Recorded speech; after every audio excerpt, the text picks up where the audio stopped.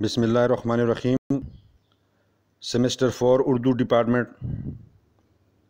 آج آپ کا ٹاپک ہے خوشحال خان خٹک کی حالات زندگی۔ اس سے پہلے بھی آپ نے خوشحال خان خٹک کے متعلق پڑھا تھا، اس سے پہلی جو کلاس تھی۔ اب ہم آگے پڑھیں گے۔ تو سب سے پہلے ہم نے جو کلاس گزری اس میں ہم نے پڑھا تھا خوشحال خان خٹک 1022 ہجری کو سرائے اکوڑہ میں پیدا ہوئے۔ یہ سرائے اکوڑہ پشاور سے 35 کلومیٹر کے فاصلے پر ہے، اور اس کا ڈیٹ آف برتھ، تاریخ پیدائش اس کے شعر سے ہی ظاہر ہے۔ وہ اپنے شعر میں کہتا ہے کہ 1022 ہجری کا سن تھا کہ میں اس دنیا میں آیا، یعنی پیدا ہوا۔ اس وقت قدردان شاہ جہان بادشاہ کی بادشاہت تھی یا حکومت تھی۔ اسی سے آگے آپ نے پھر یہ آپ کو نظر آ رہا ہے، میں نے سن لکھی ہوئی ہے، یعنی 1022 کے بعد 1035 میں خوشحال خان خٹک نے جنگ میں حصہ لیا، یعنی ان کی تمام عمر لڑائی جھگڑوں میں گزری۔ 1035 میں یعنی اس کی عمر، خوشحال خان خٹک کی عمر 13 سال تھی۔ 13 سال کی عمر میں اس نے جنگ میں، لڑائیوں میں شرکت کرنے شروع کر دی، اور اس کے بعد 1040 ہجری میں خوشحال خان خٹک کی شادی ہوئی۔ پھر اس کے بعد 1042 میں خوشحال خان خٹک نے شاعری شروع کی۔ اسی کے بعد 1044 میں 44 میں خوشحال خان خٹک کا بیٹا اشرف خان ہجری پیدا ہوا، جو پشتو کے اعلیٰ شعراء میں اس کا شمار ہوتا ہے۔ پھر 1050 ہجری میں یوسف زیوں کے ساتھ خٹک قبیلے کی لڑائی ہوئی، اس میں شہباز خان مارا گیا۔ آگے لکھا ہوا ہے 1051 میں اس نے شاہ جہان بادشاہ کے ساتھ ایک جنگ میں حصہ لیا، یعنی مشرقی پنجاب میں جگت سنگھ شاہ جہان بادشاہ سے باغی ہو گیا تھا۔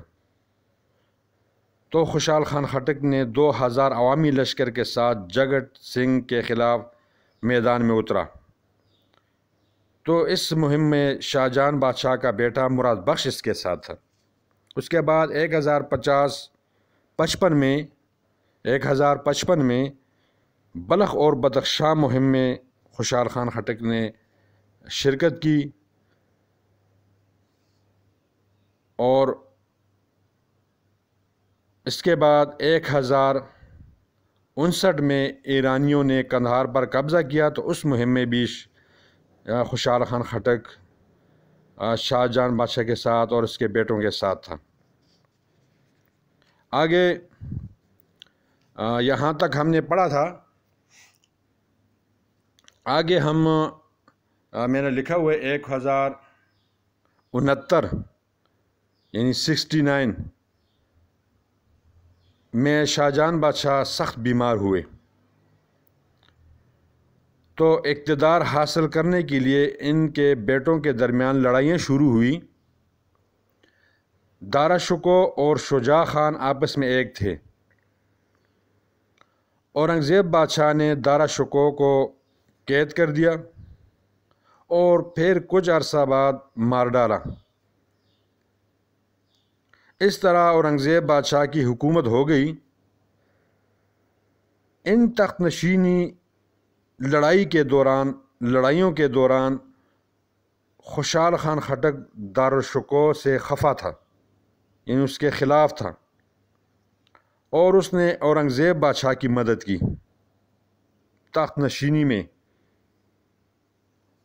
اور اپنے چاچا فیروز خان کو باغو خان کے مقابلے کے لیے روانہ کیا۔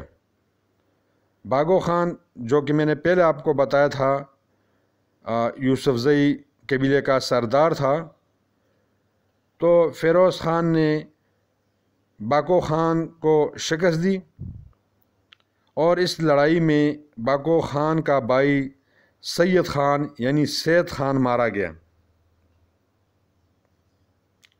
اور باغو خان شدید زخمی ہوا، اور دوسرے باغی یوسف زئیوں سے بھی لڑائیاں لڑی۔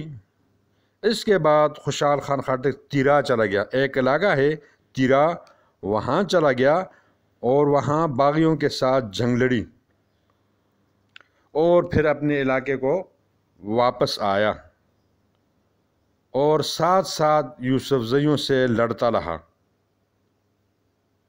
اس کے بعد 1074 میں سید امیر خان خوافی کابل کا صوبیدار تھا۔ اس وقت جو عہدہ ہوا کرتا تھا اس کو صوبیدار کہتے تھے، یعنی کابل کا صوبیدار تھا۔ اس نے اورنگزیب بادشاہ کو خوشحال خان کے متعلق یعنی خوشحال خان کے متعلق اس کی خلاف باتیں کی اورنگزیب بادشاہ کو، اور اس کی کوشش تھی کہ خوشحال خان خٹک کو گرفتار کر لیا جائے، یعنی تو انہوں نے خوشحال خان خٹک کو پشاور بلوایا کہ تم آ جاؤ اور ضروری میٹنگ ہے یا بات کرنی ہے۔ تو خوشحال خان خٹک پشاور چلے گئے، تو وہاں سے انہیں گرفتاری کے بعد قید کر لیا گیا اور دہلی لے جایا گیا یعنی ہندوستان، اور وہاں رتنبور جیل میں اسے قید کر لیا گیا، رتنبور جیل منتقل کر لیا گیا۔ اب اس کے بعد 1077 میں یعنی اس قیدی کے دوران جو بے گناہ خوشحال خان خٹک کو قید کر لیا گیا تھا، تو وہاں پر بھی اس نے شعر و شاعری جاری رکھی، جیل میں نثر کی کتاب لکھی دستار نامہ، اور وہاں پر کچھ شاعری کی۔ تو 1077 میں جیل میں قیدی کے دوران انہوں نے اپنے جذبات کا اظہار کچھ اشعار میں کیا ہے، یعنی اس کا ایک 2 شعر ہیں۔ تو مثلا وہ کہتا ہے کہ سڑے اب دغر نشتہ پہن کے ترے توبہ کواڑا ڈک دے لنائیمہ، ہمیشہ با ہند کے نو سی خوشحالہ عاقبت با آسی وزی لجہیمہ۔ اب ان اشعار میں خوشحال خان خٹک کہتا ہے کہ ہندوستان کی ہر نعمت میرے خیبر پختونخوا کے ایک ٹھنڈے چشمے کا مقابلہ نہیں کر سکتا۔ وہاں پر جو بھی نعمت ہوگی خیبر پختونخوا کی ایک ٹھنڈے چشمے کا مقابلہ بالکل نہیں کر سکتی، اور میں ان نعمتوں سے توبہ گار ہوں، یعنی ہندوستان کی جتنی بھی نعمتیں ہیں وہاں پر جتنی بھی، میں ان سے توبہ گار ہوں۔ اس کے بعد دوسرے شعر میں کہتا ہے ہمیشہ با ہند کے نو سے خوشحالہ، اے خوشحال خان خٹک تو ہمیشہ ہند میں نہیں رہے گا، عاقبت با آسی وزی لجہیمہ، عاقبت کہتے ہیں آخرت کو، آسی کہتے ہیں گناہگار کو، جہیمہ جہیم یعنی دوزخ، یعنی خوشحال خان خٹک کہتا ہے کہ ہمیشہ تم ہند میں نہیں رہو گے، ہندوستان میں نہیں رہو گے، جیل میں نہیں رہو گے، یعنی جس طرح جو بھی مسلمان کتنا بڑا گناہگار کیوں نہ ہو، آخر کار اپنی سزا کے بعد جہنم سے جنت میں جاتا ہے، تو آخر کار میں یہاں سے نکلوں گا۔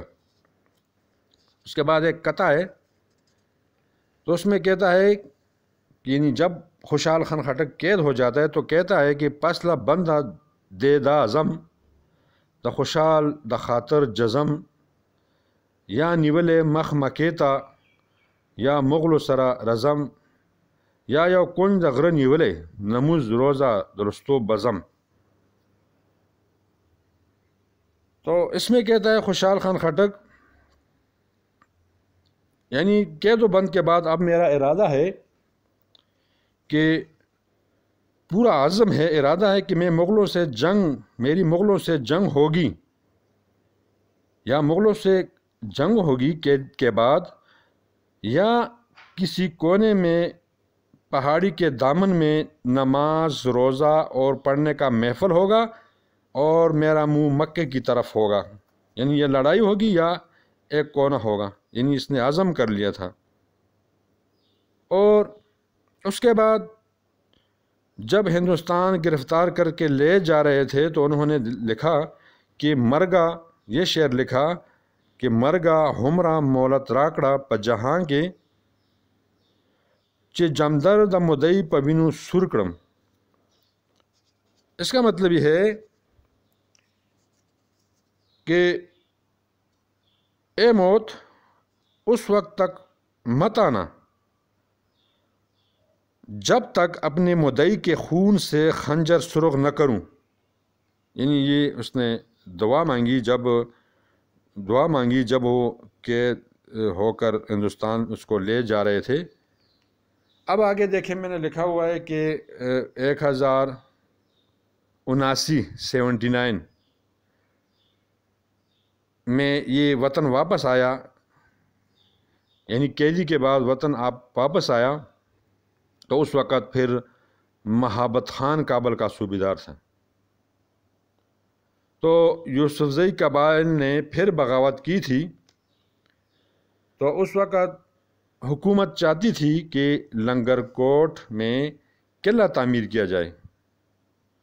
تو مہابت خان نے خوشحال خان سے مشورہ لیا تو خوشحال خان نے قلعہ نہ بنانے کی تجویز دی، کیونکہ قیدی کے دوران ان کے اہل و عیال کو یوسفزئی قبائل نے پناہ دی تھی. تو اس لنگر کوٹ کے بارے میں خوشحال خان خٹک نے اپنے اشعار میں اس طرح لکھا، کہتا ہے کہ لنگر کوٹ مغلو ساس کرو ز پننگ بیادہ افغان شم کا یوسف و کمانڈرو زدہ دوڑا نگبان شم. تو خوشحال خان خٹک کے جو جتنے بھی اس کے حالات زندگی ہے یہ اس کے اشعار سے معلوم ہوتا ہے، اس کی شاعری سے ہمیں معلوم ہوتا ہے. جس طرح میں نے آپ کو لکھا 1022 سے اسی طرح آگے آتا گیا اور 1079 تک. تو یہ تمام کے تمام اس کے اگر آپ اشعار پڑھیں گے تو اس سے آپ اس کی حالاتی زندگی سے بخوبی واقف ہو سکتے ہیں. اس کے بعد میجر راوٹی نے ان کے اشعار کا ترجمہ انگریزی میں کیا ہے. تو خوشحال خان خٹک نے 13 سال سے لڑائی شروع کی، جس طرح میں نے آپ کو بتایا، اور آخر تک لڑائیوں میں حصہ لیتا رہا. یعنی 13 سال کی عمر میں تلوار ہاتھ میں لی اور 80 سال کے عمر میں موت نے تلوار ہاتھ سے چھین لی. یعنی جس طرح خوشحال خان خٹک نے اس کی تمام زیادہ تر شاعری جو ہے رزمیہ ہے، جس طرح شاعر کی عمر ہوتی ہے اس طرح وہ اس کے شعر ہوتے ہیں، وہ شعر لکھتا ہے. آخر میں خوشحال خان خٹک کہتا ہے کہ دا فساد فکر منشتہ خدے حاضر دے اخپل ساتھ پا تیروم عمر آخر دیں. خوشحال خان خٹک کہتا ہے کہ اللہ پاک گواہ ہے کہ مجھے فساد کی کوئی فکر نہیں، یا فساد برپا کرنا میں نہیں چاہتا. اخپل ساتھ پا تیروم عمر آخر دے، اب میری آخری عمر ہے، اب میں اپنا وقت گزاروں گا اور فساد کی حاجت مجھے نہیں ہے. تو آخر میں اس نے یہ اشعار کے یہ آپ کا ٹاپک جو ہے خوشحال خان خٹک کی حالات زندگی مکمل ہو گئی. اس کو آپ ذہن میں رکھیں گے. تو آبجیکٹو میں اس قسم کے سوال آئیں گے اس میں، اور آج آپ کا وائوا ہوگا تو وہ بھی اسی سے سوال ہوں گے. یعنی خوشحال خان خٹک کے والد کا نام شہباز خان، دادا کا نام یحییٰ خان، اور پردادے کا نام ملک اکوڑ خان. تو اس قسم کے آپ نے یہ اس پہ دیکھ کر اس میں سے آپ نے سوال یاد کرنے ہیں. اللہ پامان. خدا حافظ.